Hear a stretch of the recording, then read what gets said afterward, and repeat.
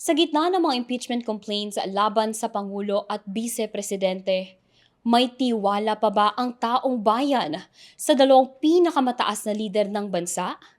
Tara, samahan niyo kaming alamin kung ano ang pananaw ng mga Pilipino ukol dito. Sa ngayon po ma'am, mahirap po kasi minsan puro lang salita tapos hindi naman siya nakikita na ginagawa.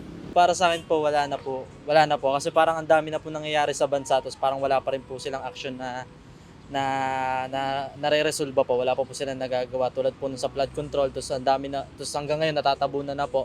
Parang isa pa lang po yung parang sinasabi nilang napanagutan na pero wala pa naman po talagang hindi pa naman po talaga nagre-reflect sa buong Pilipinas yung solusyon na yon. So para sa akin po yung mga sa yung tiwala ko po sa presidente at saka sa vice presidente po is nawawala na po since pahirap na po ng pahirap yung mga nangyayari sa bansa and ang dami na pong allegation po pagdating sa kanila. For me, siyempre sila yung pinaka-highest na parang tinitingala ng mga tao eh. Sila dapat yung parang magiging ehemplo. Pero sa ginagawa kasi nilang parang hindi ko naman masabi kung katiwalian talaga siya. Pero kasi possible kasi na katiwalian na nga. Tapos imposible kasing ma-impeach kayo parehas. 'Di ba? Na parang hindi naman siya basta-basta coincidence lang. Parang may main reason talaga kung bakit sila ini-impeach ng taong bayan, ng mga kasamahan nila. Ganun.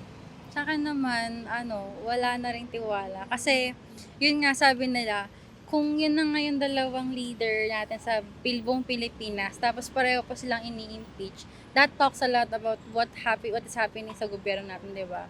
So, what if, let's say, na-impeach si BBM, na-impeach pa si Sara, sino nang magiging presidente natin? So, medyo chaotic.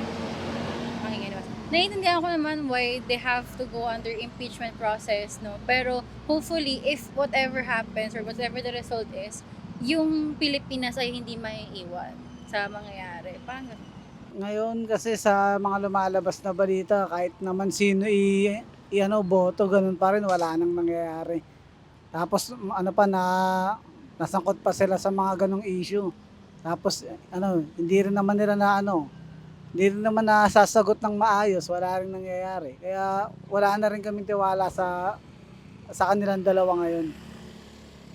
Sa gitna po ng mga impeachment complaint laban sa Pangulo at Vice Presidente, may tiwala pa po ba kayo sa dalawang pinakamataas na leader ng bansa? I wouldn't say tiwala because in the first place, hindi ko sila actually binoto.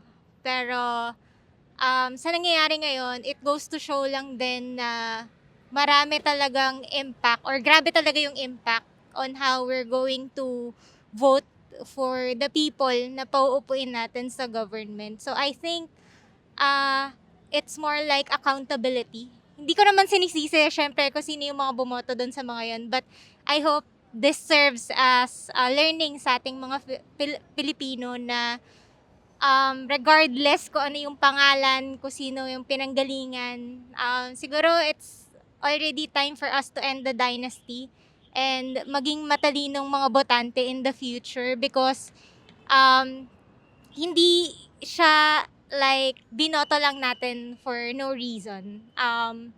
I-reap natin siya for, let's say, 6 years dito sa Philippines. So, ayun, I think it's more like accountability for all of the Filipino.